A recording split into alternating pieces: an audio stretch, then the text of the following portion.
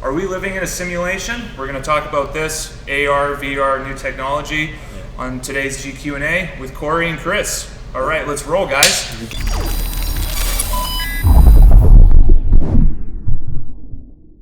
Go. It looks like you're living in a simulation right now, pal. Yeah, so this is the new Oculus Go, and it's absolutely fantastic. So you'll notice that there's no plugs on this thing, which is like absolutely amazing.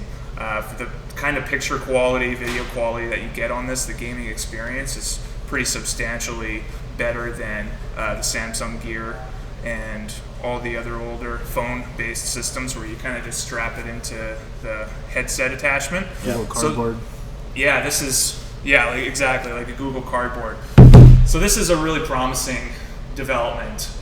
This is the only VR headset we have here, but we've used the Oculus and the Vive as well, and the technology is coming along. Well, let me ask you a question, Kyle and Corey. Is this a fad, or is this going to be a long-term thing? Is this sort of like 3D TVs?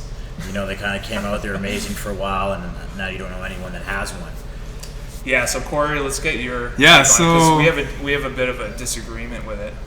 I think it's similar to a fad. Oftentimes people take the VR, they buy it, then they come home from work or something, they want to play some games. They don't really want to do a whole bunch of exercise. So it's not something that's going to really catch on. Personal experience right here. You just don't like exercise.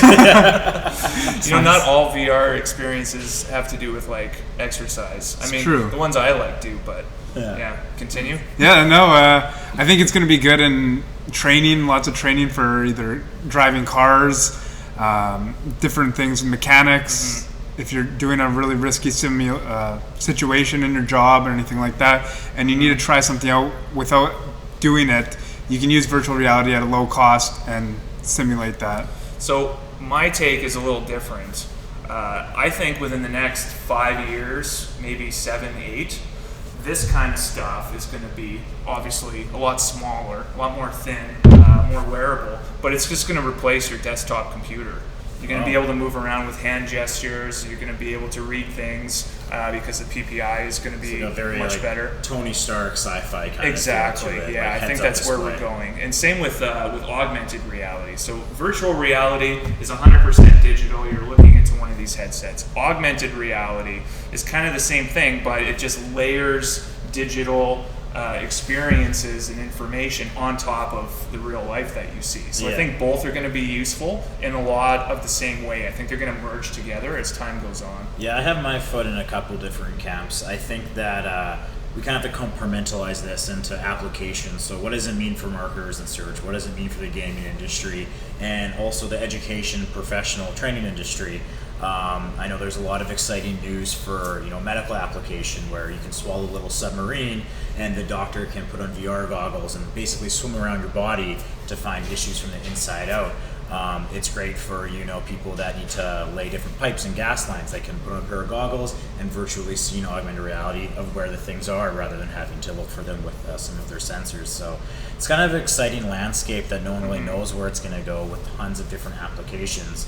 I know for the gaming world right now, if you're going to go all out with like the HTC Vive, you need a lot of space. It can go up to $700, $1,100 USD to get the whole real meal deal. So you have to do some price shopping around too and find out the best fit for you is. Yeah, with the HTC Vive versus the Oculus Go, there's a lot more barriers to entry. You have to have a powerful computer that's going to be able to process it. Yeah. You're going to have the space, and like Chris mentioned, it is quite expensive.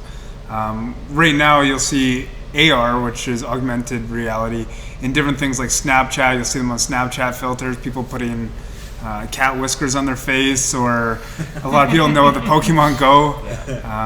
Everyone walking around aimlessly looking at their phones. And that's the best example of augmented reality I think we have to date is Snapchat filters. Yeah. If you were to look at something like that, go back in time with that like 10 years ago, it's like, oh, I'm just going to change myself to a zombie or a dog. Like people would be like, oh my God, that is magic. What is that? And now it's just like, oh yeah, it's a Snapchat filters. Yeah. So that's just how fast things are moving in this space. So it's pretty cool to see.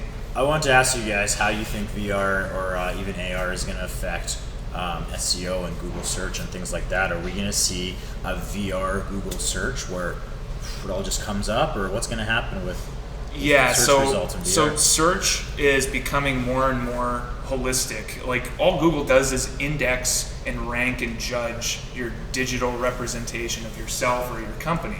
So what's going to end up happening is, as the digital world and digital representations of everyone just keeps growing and increasing in size and complexity, it's all just going to be one thing. So voice search, desktop search, Yep. Google search, VR search, it's all just going to be Google it. Right? So what you're doing now in the world of SEO is 100% going to help you 10, 20 years from now. And in fact, the people who are not doing, building a strong foundation with SEO and digital marketing now, they're going to be way behind in 20 years when everyone's plugged into this kind of stuff. So I think it has a massive impact. Yeah. I think even once we have self-driving cars and all of us aren't really having to watch the road anymore, we're going to see digital ads on everything. You look at a building and you see an ad and you see things popping up, almost like a Black Mirror episode, but real life. And I think that's coming. It's just the first step is the autonomous cars, and there's just always people want more real estate for their ads and how they can do it. An interesting thing that Chris and I saw was a wine bottle where you actually hold your phone up to it and it gives you a story of where that wine came from. That was really and the label basically came to life, which is really interesting. So you see sort of how they're already using AR for marketing and different things like that. Awesome. Well, thanks guys. Let's end it on that. And till next time, see you later. Take care. Yeah.